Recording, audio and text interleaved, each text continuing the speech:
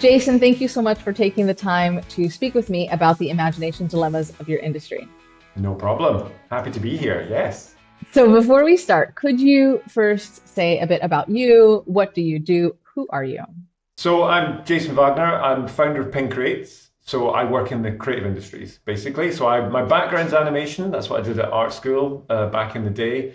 And then freelance, running through doing a lot of the dot-com era, web, all that kind of stuff. So a combination of technology and creativity. That's kind of what I did. And then did a joint venture with an agency in Glasgow in Scotland. And from that, built out this digital company. And that's what Ping Creates is now. So we're in the creative industries working our outputs, if you like, which is always quite an interesting one, is like apps, games, marketing, web, and animation. But what we actually do is interesting because it's actually about people. That's the reality of what I do. You know, creative industries, it's person to person. That's what I'm always talking about. So that's where my gift, if you like. I love chatting to people. That's what I do as a job. I get to chat to people, and that's what I do. Yeah. So, you're the creative industry, and the outputs, so to speak, that you produce are web apps, digital kind of content, so to speak, that also includes gaming. Yeah. So, in this realm of what you produce and what you do, what are you noticing in terms of people's lack of imagination, or what are people struggling to imagine today that you are trying to help them with? Yeah, so it's an interesting one in the creative industries because there's two different things happening here. On one side, the creatives within the industry are in a bit of a panic, an understandable panic as well, because when you start getting new generative AI tools that are coming out that are using copyrighted material, potentially using their material, there's a lot of confusion. They're seeing it as devaluing the industry from a creative point of view. And there's a lot of kind of fear about how this is going to work within the industry and what does it actually mean. Then on the flip side, you've got universities, I've been to different games events recently and I've seen kind of heads of departments and talking about that your late teens, early 20s coming into the industry with these tools are using them as tools. And they are leaps and bounds ahead of their contemporaries who are not using them, basically, because they understand them as a tool, and that actually it's ignoring how it's the LLM maybe has learnt and what it's done. They're seeing the value of that.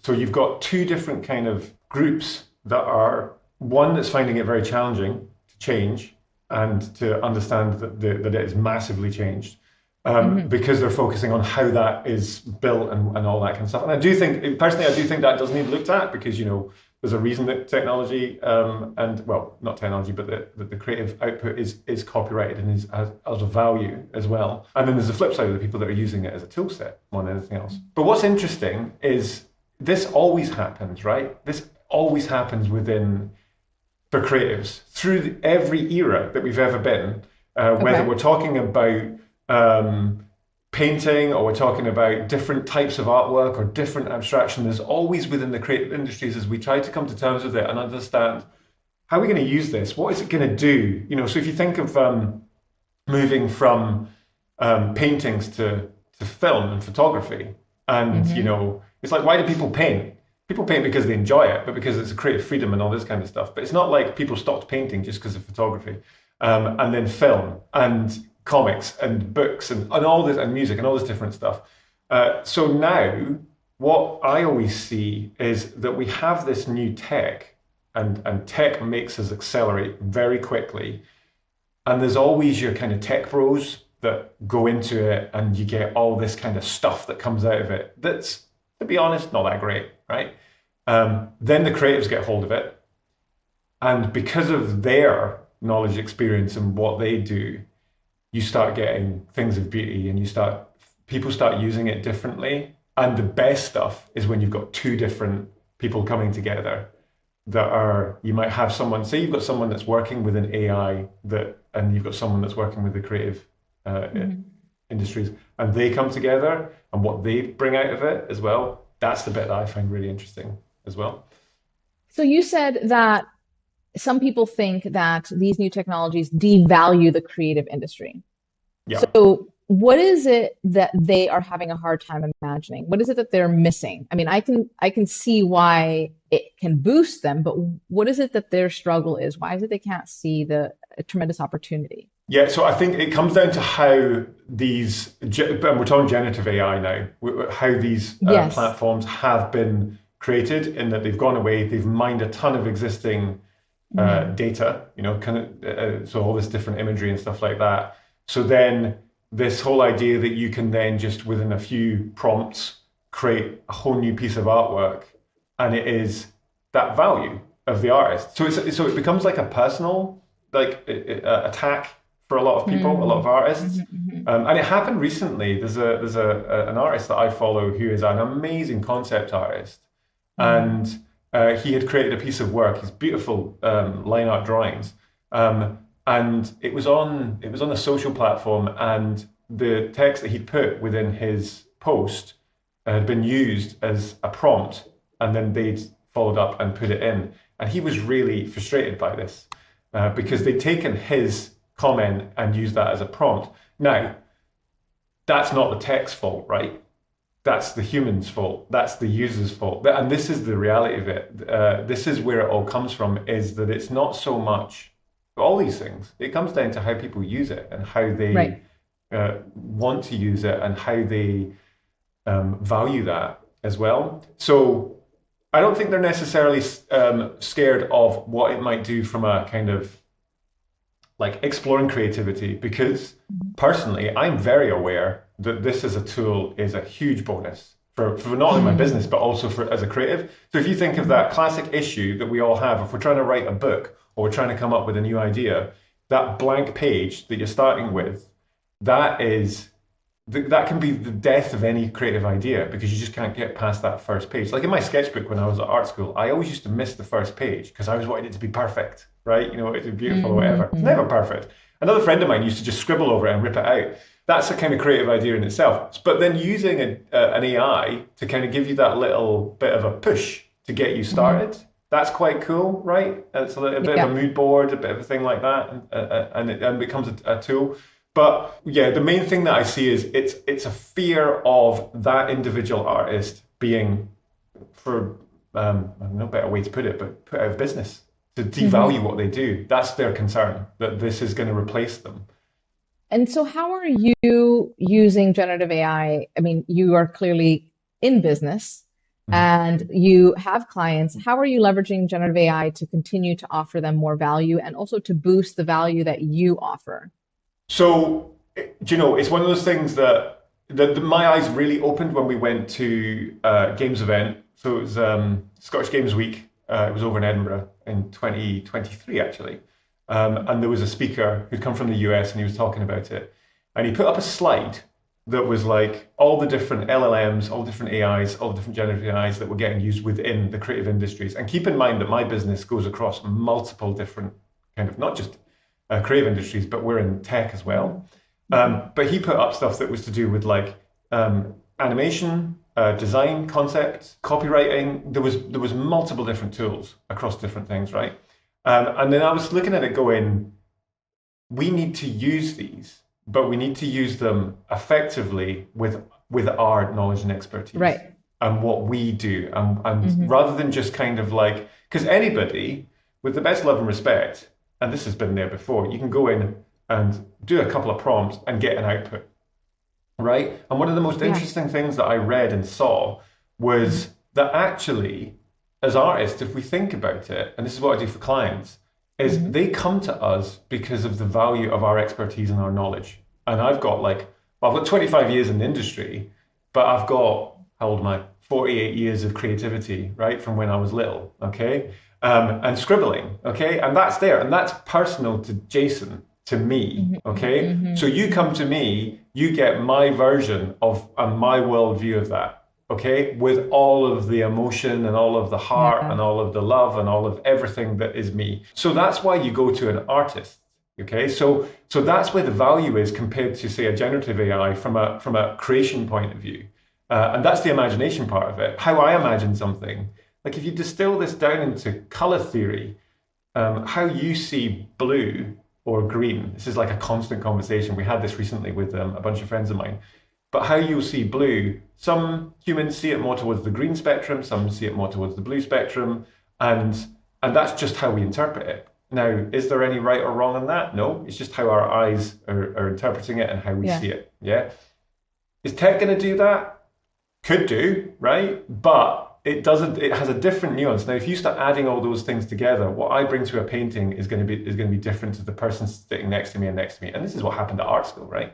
So the advantage that artists have is that we can take a piece of work and add all those layers to it that currently generative AI can't do. It's very generic, it's mining off of all Mhm. this existing data and all that kind of stuff. So there's going to be a bunch of content that is just like that's AI generated, yeah, and that's fine, and it does a job. Personally, and this interestingly actually happened going back to the photography thing as well. We got stock photos suddenly became when we all suddenly got smartphones, and the photography before that was just kind of like hovering along, and there was professional photographers, and then suddenly we all got smartphones, and then you can see the graph of it. The historical visual history went like through the roof. It was amazing, Mhm. right? The Mhm. value of that's huge.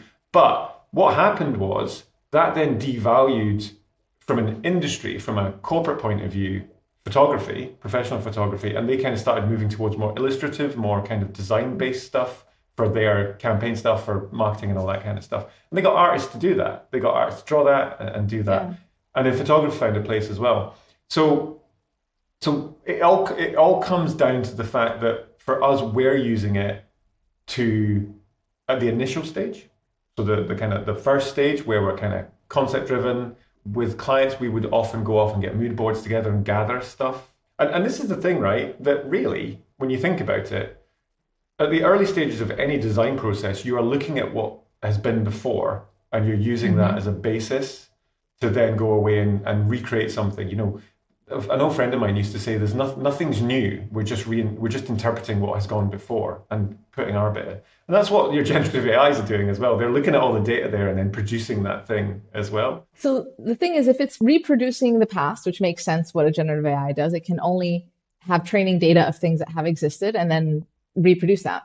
How will we then get creatively into a new era? So, for example, in architecture, we have clear, distinct markings. We have the Rococo, the Baroque, the Brutalist, the Art Deco, the Art Nouveau. These were all different. And yes, humans were interpreting, you could argue, but these were distinct, new, and different. How can we create new and different things if we are regurgitating the past? What is your thought about that? Yeah, so it actually goes back to when you bring two different people, I'm going to say, together.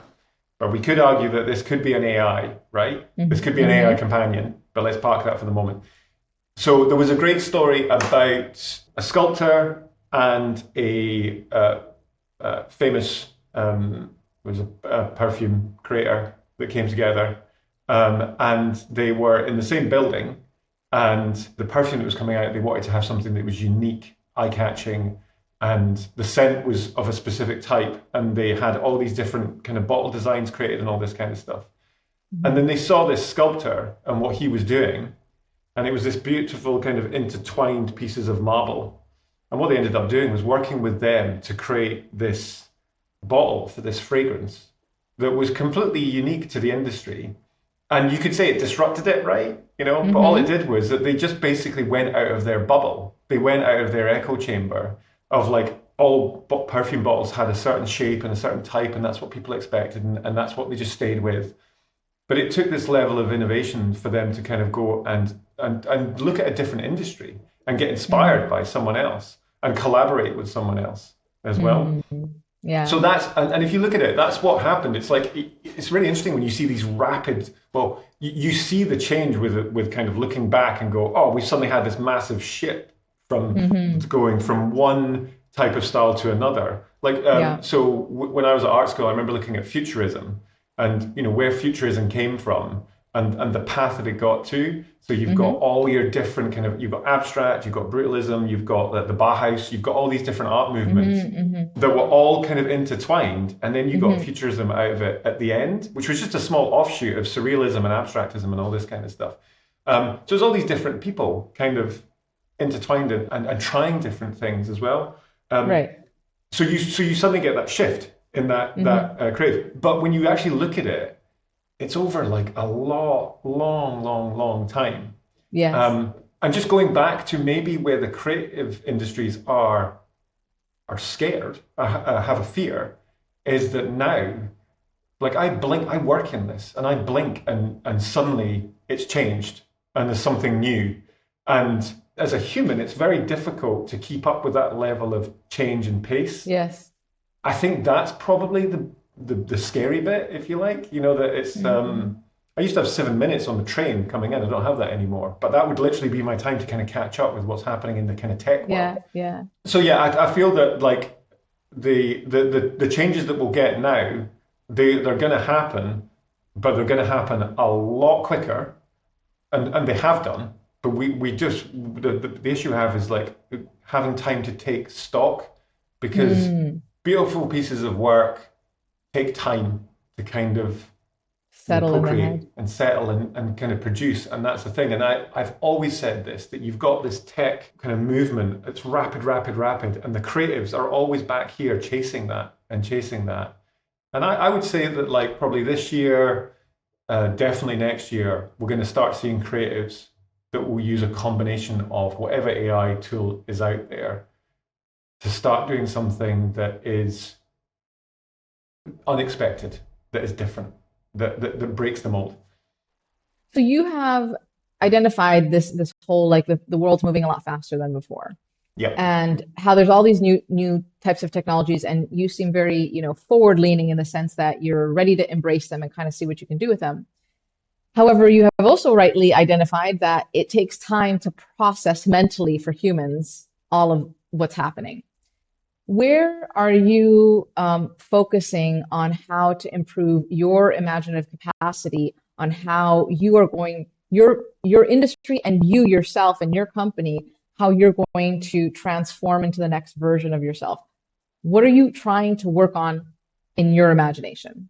So this is why, like having this chat is like such good timing for me, because so my company is turning 15 in 17 days, Congratulations. something like that, 15 days. And I'll be honest, it's gone through a bit of we had rapid growth back in the kind of 2010, and then we had a bit of a bump.